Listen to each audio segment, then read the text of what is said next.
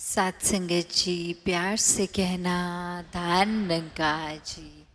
तो मन में ऐसे भाव ना आए कि खाली तसले तो बड़े हल्के फुल्के, ये तो हम इससे ज़्यादा कर सकते हैं, महापुरुष कह भी रहे हैं तो हम आदेश ना माने।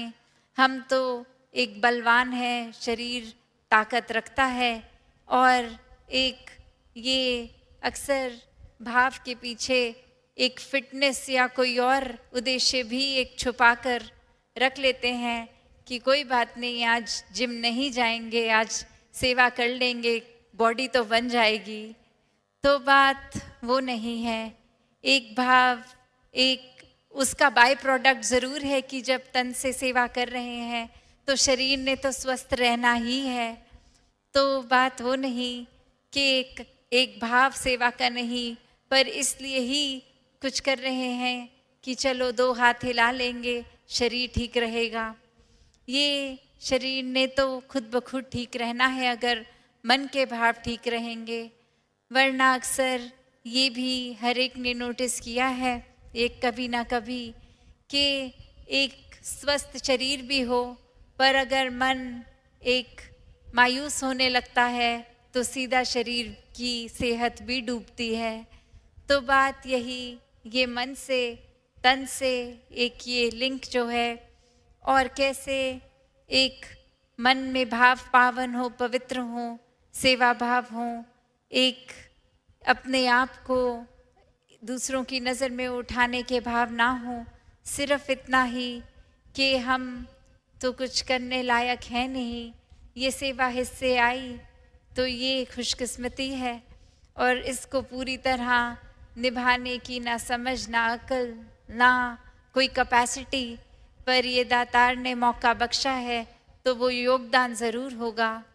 वो अक्सर हम कितनी बार वो उदाहरण अनेकों बार हर कोई सुनते हैं कि चाहे वो एक छोटी सी चिड़िया का आग पे पानी देना या कोई गिलहरी का कुछ उठाना, तो बात वही कि ये नहीं कि कितना क्वांटिटी की बात नहीं हो रही, ये भाव की, ये दिल के क्वालिटी की बात हो रही है। कि नहीं तो अगर हम सोचें हम अपना पूरे से पूरा एक बल भी लगा लें, कोई एक वज़न इतना ही उठा पाएंगे, वरना तो कितनी देर लगनी है। अगर ये सेवा, अगर हम इस तरह से हम सोचें कि हमसे ज़्यादा हल्के तसले भर के भेज रहे हैं महापुरुष, हम अगर कस्सी पकड़े होते तो ऊपर तसले से भी ऊपर उसको भर पाते और उसको एक हाथ से कस्सी से डालते और दूसरे हाथ से आगे भी पास कर देते। तो बात वो नहीं है, नहीं तो कितनी देर लगनी है कि बस एक अनाउंसमेंट होनी है कि अब मैदानों में ये हाथों से सेवा नहीं होगी। वो तरह तरह की वैज्ञानिक मशीनें आ चुकी हैं जो ज़्यादा एक अच्छी फिनिश से ज़मीन को भी एक जैसा चाहते हैं उतनी सुंदरता से कर पाएंगी, एक फिनिशिंग भी अच्छी आ जाएगी और समय तो बहुत ही कम लगेगा। तो बात वो नहीं है, ये करने में देर भी नहीं लगेगी। एक मशीन का एक कैपेसिटी, वो मिट्टी एक जगह से उठाने तक दूसरी जगह तक लगाने में शायद कुछ मिनट ही लगेंगे, और हम अगर प्रयत्न करके भी उतनी मिट्टी को मूव कर रहे हैं उसमें घंटों। तो बात वही कि ये सब होने के लिए ये एक भाव का होना ज़रूरी, कि जहाँ सेवा भाव है वहाँ वो सेवा भाव परवान भी होता है। वहाँ फिर यही मन में रहता है कि संत अपने हाथों से सेवा करना, एक ये अपॉर्चुनिटी को, ये मौके को गंवाए ना। नहीं तो बात ये नहीं कि हम सेवा नहीं करेंगे तो सेवा हो नहीं पाएगी, हमसे बेहतर कोई और नहीं कर सकता। नहीं, अगर ऐसे भाव हैं तो इस निराकार को तो देर ही नहीं लगेगी कि हमसे ज़्यादा, हमसे बेहतर हर एक फील्ड में अनेकों ऑलरेडी हैं। बस वो कहीं से भी निरंकार उनको प्रकट करके उस समय वो सेवा ले लेगा जो हम सोच रहे हैं कि हमसे बेहतर कोई नहीं कर सकता। कि ये निराकार ने तो हर पल ही बेहतरीन बनाया है, तो हमें उस समय वो पल अच्छे क्यों नहीं लग रहे, कमी किस में है, वो हमें अपने अंदर झांक के देखना है। कैसे ये पल हम उस तरह, उस नज़रिए से तो जो सोच लेंगे कि ये जो वक्त बीत रहा है ये अभी कैसा भी है, तो ये वक्त की तरह ये कुछ टाइम बाउंड है और निकल जाएगा। पर ये माइंडसेट ऐसा ही रखेंगे तो ये जीवन ही बीत जाएगा और फिर ये पछतावा हाथ कि ये समय था तो क्या किया, ये शिकवे किए, ये फोकस इस तरफ रखा कि चीज़ें मेरे मुताबिक ठीक हो जाएं, और जिस तरह जिस रूप में इस निराकार ने दिया वो उस तरह को एक पूजनीय समय की तरह नहीं लिया गया, वो वैल्यू नहीं कही गई उस समय की, उस परिस्थिति की। तो बात वही कि हर परिस्थिति ही अच्छी है, हर परिस्थिति में रहना, ये बात कि हमें जैसे कश्ती में अपनी हवा के मुताबिक सेल्स को एडजस्ट करना, तो जो कर लेते हैं वो मुबारक जीवन जी लेते हैं, वो भक्ति में वाकई ही पल पल में जीते हैं। क्योंकि जब भक्त एक भक्ति कर रहा है तो वाकई ही कोई सुध-बुध नहीं होती, अपनी परिस्थितियों की तो दूर की बात, अपने शरीर का भी पता नहीं लगता। ये हर पल इस परमात्मा के प्यार में है, तो फिर कुछ अच्छा बुरा ये सोच ही कहाँ आती है, ये ख्याल भी कि ऐसा नहीं, ऐसा होना चाहिए, या ये कमी है, ये खालीपन है। पर जैसे जैसे अभी राजपिता जी ने भी जो जिक्र किया कि हम एक रास्ता किस चीज़ के लिए बना रहे हैं, ये खालीपन, ये गलतियों, ये कमियों पे अगर नज़र ही डालते रहेंगे तो उन्होंने मैग्नीफाई होना है, उन्होंने बढ़ना है। जो चीज़ पे हम फोकस करते हैं वही उस समय की हमारी पूरी दुनिया बन जाती है, तो उस समय वही चीज़ सबसे महत्वपूर्ण लगती है। तो ऐसा अगर कुछ महत्वपूर्ण बना लिया है तो स्वाभाविक है कि सबकॉन्शियसली भी हम उसी तरफ अपनी सोच बनाए रखेंगे, क्योंकि हमारे लिए वो चीज़ महत्वपूर्ण है। और उसी तरह अगर इस सुकून, इस निराकार, ये खुशियों को, सदैव रहने वाले इस आनंद को एक फोकस बनाएंगे तो वाकई ही हर परिस्थिति भी प्यारी लगेगी। अपनी शरीर में अगर कोई पीड़ा है तो वो भी मुबारक लगेगी।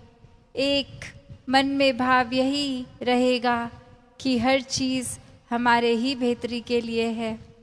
एक एफर्ट्स तो जीवन में करते ही रहने हैं, पर ये परिस्थितियों को दिल नहीं कोसेगा, ये समय को, ये वक्त को, ये ज़िंदगी को मन नहीं कोसेगा। ये भाव फिर यही कि ये प्यार है इस परमात्मा से, तो प्यार में तो सभी कुछ मुबारक होता है।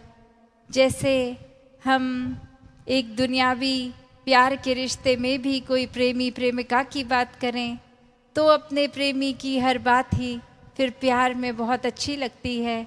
फिर ये मन नहीं करता कि दूसरे इंसान हमको हम अपने मुताबिक बदलें, क्योंकि ये ये जो प्यार की बात है तो वो तो यही है कि हम किस तरह इस रिश्ते को देख रहे हैं।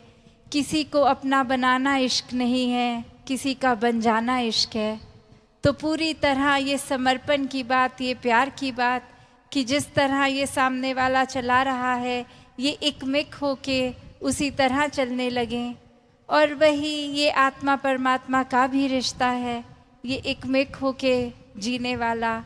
इसमें फिर क्यों, किंतु, परंतु कुछ भी सवाल नहीं, कुछ भी एक शिकायतें नहीं, कुछ भी इम्परफेक्ट नहीं है। फिर सब कुछ परफेक्शन से, एक बहुत ही पूर्णता से है।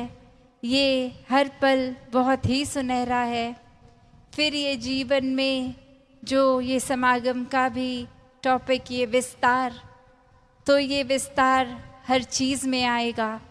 ये ज्ञान ही अपने आप में इस निराकार के इतने करीब लाने के लिए, और ये निराकार ही इसका विस्तार हर जगह, ये कभी भी ख़त्म ना होने वाला। और कैसे फिर हम अपने सोच की भी विस्तार करें, अपने स्वभाव में अच्छाइयों का भी विस्तार करें, ये पल पल में हर पहलू में जीवन के देखें तो ये अच्छाइयों का ही विस्तार हो।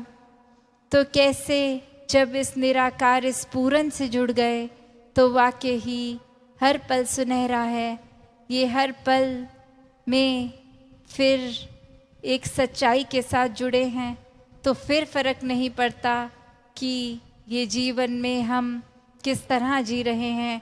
अभी उठ के कोई अपनी ड्रीम्स बना रहे हैं या सोते हुए कोई सपना आया, सब एक बराबर लगता है, क्योंकि इस निराकार से ये लिव जुड़ गई है। और फिर वो बंद आँखों का भी सपना मुबारक है, और जीते हुए अपने सपनों की ओर एक परिश्रम करते हुए वो अचीव करने की कोशिश भी मुबारक, क्योंकि वो हर चीज़ ही भक्ति बनी है। फिर ये दिल हर समय खुश भी रहता है, हर एक को खुशियाँ देने के बहाने ढूंढता है। किसी के प्रति ऐसी सोच नहीं कि एक इंसान का नुकसान किया जाए। बस यही होता है कि अगर कोई परिस्थिति ऐसी भी है जहाँ खुद अपने आप को एक पल के लिए कांटा भी चुभता है, पर दूसरे के लिए अपने हाथों से वो फूल की पंखुड़ी उनके रास्ते में बिछा दी जाए, तो ऐसा ही जीवन, ये कोई किताबी बातों का जीवन नहीं है, ये कोई हाइपोथेटिकल जीवन नहीं है, ये संतों का जीवन है। संत ऐसे ही होते हैं। और अब वो हम अपने आप से मेल कर लें ऐसे जीवन का। क्या हमारा जीवन ऐसा हो गया है? ये रुतबा, ये बोलने के लिए तो महापुरुष शब्द हमारे लिए संत बोल देते हैं, पर क्या हम उस पे उतरे हैं? सिर्फ ब्रह्म ज्ञान होना ही क्या काफ़ी है? एक जीवन को ब्रह्म ज्ञान पे अगर नहीं चलाया तो ब्रह्म ज्ञान हिस्से में हो ना हो एक बराबर ही है। तो ये तो भक्ति की शुरुआत ही ब्रह्म ज्ञान है। इस भक्ति को हर एक ने जीना है, हर एक के हिस्से आ सकती है, हर एक के अंदर इस निराकार ने वो कैपेसिटी, वो कैपेबिलिटी भी भरी है कि पूर्ण संत बन सकें। तो जो फासला है, जो चीज़ें भी हमें रोक रही हैं ऐसा जीवन जीने के लिए, उसको खुद में झांक के आइडेंटिफाई करें, देखें क्या है, किन चीज़ों पे काम करना है। ये निराकार तो हर समय ही साथ है, इसका सहारा लेते रहें और हर पल खुद में ये सुधार करें, ये ब्रह्म ज्ञान की समझ का विस्तार करें। तो दासी और शब्दों का सहारा ना लेके इन्हीं शब्दों से आज्ञा लेगी। साथ संगत जी, धन निरंकार जी।